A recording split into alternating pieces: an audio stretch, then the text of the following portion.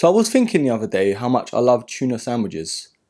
And it's sort of like from my head to my toes. Get it? Tomatoes, to my toes. I even surprised myself. Perfect.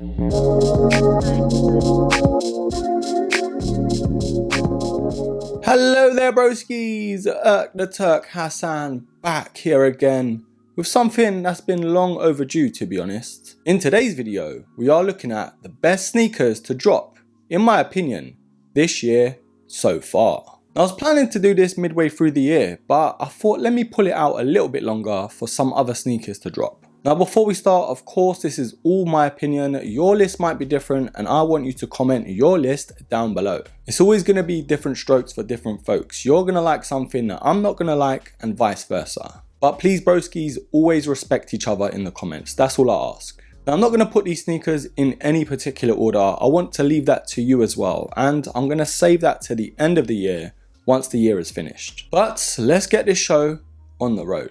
Now first I'm going to start with a sneaker I don't think anyone even bothered looking at, and that's one of the main reasons why I like them so much. Starting off strong, we have the Air Max BW Coded Nature and Light Stone. Now I've spoken about before, the Air Max BW was my first ever Air Max as a kid and it's always held nostalgia for me. And this is the only BW that I have kept in my collection. I did let go of the LA pair just because I got such a good offer, I just had to let them go. But this colorway though is just what I needed in my collection. It stands out for the right reasons, in my opinion anyway, and it looks so premium. And yes, don't get me wrong, it does have a little bit of a feminine touch, but if you pull them off in the right way, then you're good to go. Because of the mixture of pastel colors, you can pull off so many different outfits, whether it's for summer and for fall. So you're kind of spot for choice when it comes to outfits. But starting off this list strong, we have the Air Max BW Coded Nature. Now another shoe that went slightly under the radar, and I think if these were released last year, there would have been so much more hype. But we have the New Balance 2002R Mirage Grey. Now the second part to the protection pack from New Balance, it is sort of underwhelming for a lot of people. Myself though, as soon as I saw the Mirage Grey colorway, I was like, I need them. So much so, I even doubled up. Not that I should have, but I just had to. It's not on the same level as that original grey colorway to the protection pack, but this for me isn't far behind. It's a very versatile shoe. Because of the grey, they go so well with the teal colour. And it's not often that I double up on a shoe, so that should say it all. Now next up, the celebration to the Air Max 1. I just had to include some of them on this list. It is, of course, the Nike Air Max 1 Treeline.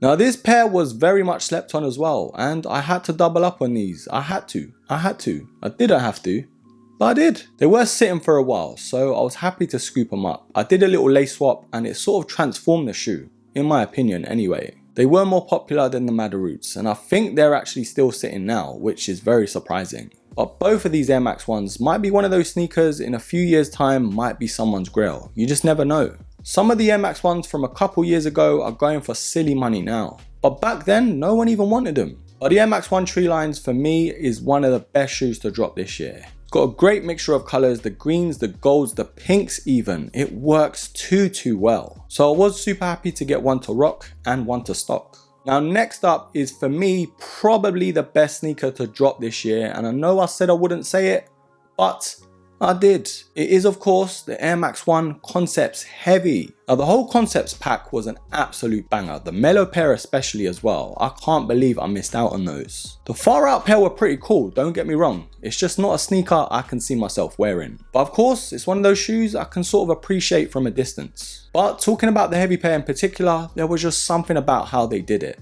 I know a lot of people were saying it's a bit too loud, but that's why I really liked them. Therefore a pair of sneakers that does turn heads. But the Heavy pair for me, so far anyway, is the best sneaker to drop this year. And rounding off the Air Max 1s on this list, it isn't far behind the Concepts Heavy pack. It is the Air Max 1 Casino. Now both of the pairs to drop in this pack were an absolute banger, honestly. For me though, the blue and grey just sort of edged that orange pair just a little bit. And yes, I did get them early, and yes, I did do an early review, but I had to let them go just because yet again, I got such a good offer, I couldn't refuse. And bruh, at that time, my bank balance was slapping the little hair I have left on my head. So I kinda had to take it on the chin and let them go. But maybe in the future, I might just pay resale. But the Air Max 1 Casinas, the message behind them and the way the craftsmanship was on both of them, oh my goodness. Just like the concepts, the attention to detail on both of those pairs alongside the box as well is definite an absolute banger. And some people might even rate the Casinas better than the concepts, and that's such a great debate to have. But comment down below broskies, the Casinas or the concepts. Now to finish off this list, the Jordan 4s had to make an appearance. The sneaker that I did get recently was the Canyon Purples, and I really like that shoe.